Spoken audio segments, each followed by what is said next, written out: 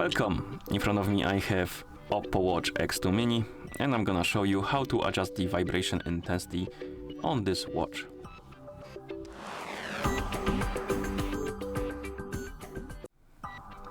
First we need to wake up the screen on our watch, and you can do it by tapping on it or by pressing the Chrome button.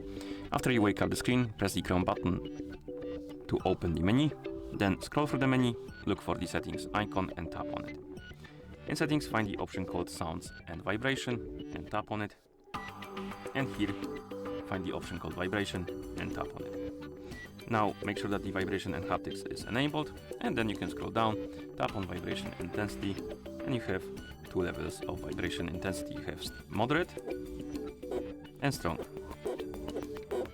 Select the one you like, and then you can swipe right on the screen to go back. You can also tap on customize, and here you can customize the vibration for notifications, alarms and timer. If you tap on customize, you have different basically patterns of vibration you can select. Same for the timer. So select the ones you like, and then we can press the Chrome button to go back to watch face, and that's how you adjust the vibration intensity on this watch. Thank you for watching. If you found this video helpful, please consider subscribing to our channel and leaving a like on the video.